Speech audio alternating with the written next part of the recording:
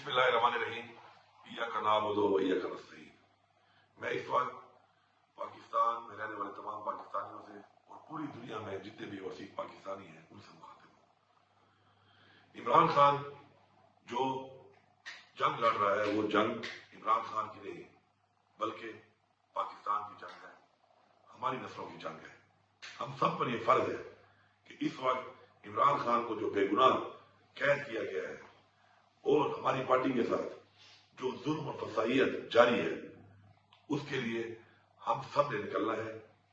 हम सब इंशाअल्लाह 24 नवंबर को डी चौक पर इमरान खान साहब ने हमें मुतालबात पूरे होने तक का जो धरने का ऐलान किया है, हम सब ने वहां पहुंचना है और उस वक्त तक वहां से नहीं जाना जब तक हमारे मुतालबात पूरे नहीं होते।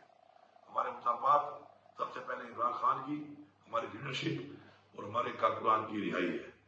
उसके बाद हमारे मुतालबात, हमारे मेंडेट की वापसी, हमारे साथ जो ज्यादतियां, फसाइयत और आइन को तोड़कर, कानून को तोड़कर जो कुछ किया गया है, आइन का तहफ्फुज हमारे मुतालबात में शामिल है। इसके अलावा चूंकि ये कॉल इमरान खान की है, इख्तियार इमरान खान का है, तो इमरान खान के हुक्म के मुताबिक हमने वो तमाम मुतालबात जो पूरे जब तक नहीं होंगे हमने वहां से नहीं जाना। मुझे पूरी उम्मीद है और मुझे यकीन है और हमारा ये ईमान है और हमें ये हुक्म है कुरान में कि अमर बिल मारूफ, कि हमने हक और सच का साथ देना है। हम हक पे हैं, हम सच के साथ हैं और इंशाअल्लाह अपनी हकीकी आजादी तक, अपने मुतालबात की मंजूरी तक और अपने आने वाली नस्लों, अपने पाकिस्तान के आइन के तहफ्फुज के लिए इंशाअल्लाह हम हर हद तक जाएंगे और इंशाअल्लाह ये जंग इंशाअल्लाह हम जीतेंगे भरपूर तरीके से। आप जहां पर भी हैं ओवरसीज पाकिस्तानी, जहां जहां भी आपके प्रोटेस्ट हो रहे हैं, भरपूर तरीके से शिरकत करनी है आपने। और पाकिस्तान के तमाम लोगों ने, सब ने एक ही मंजिल है, डी चौक, जहां पर हर सूरत में पहुंचना है। जितनी भी रुकावटें हों आप उसका मुकाबला करना है।